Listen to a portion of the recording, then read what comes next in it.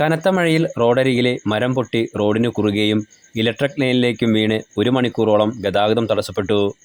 മുക്കം കൂടരഞ്ഞി റൂട്ടിലെ താഴെ കൂടരഞ്ഞിയിൽ വ്യാഴാഴ്ച ഉച്ചയ്ക്ക് 12:30 സംഭവം. കനത്ത മഴയെ തുടർന്ന് റോഡരികിലെ പ്ലാവ് മറ്റൊരു മരത്തിനു മുകളിലൂടെ ഹൈടെൻഷൻ ഇലക്ട്രിക് ലൈനിനു മീതെ വീണ് റോഡ് ഗതാഗതം പൂർണ്ണമായും തടസ്സപ്പെട്ടത്.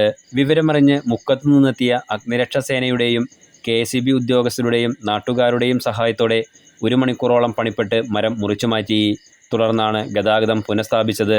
പിന്നീട് ഇതേ റൂട്ടിലെ പട്ടോത്ത് ഇലക്ട്രിക് ലൈനിൽ കുറുകെ വീണ കവുങ്ങ് സേനാംഗങ്ങൾ മുറിച്ചുമാറ്റി.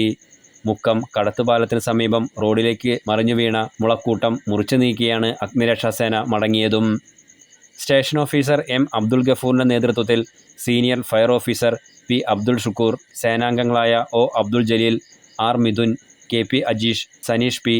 ചെറിയാൻ, M. സുജിത്, ചാക്കോ ജോസഫ്, PR മിഥുൻ എന്നിവരുടെ നേതൃത്വത്തിലായിരുന്നു രക്ഷാപ്രവർത്തനങ്ങൾ നടത്തിയത്. Enlight media, Mukkam.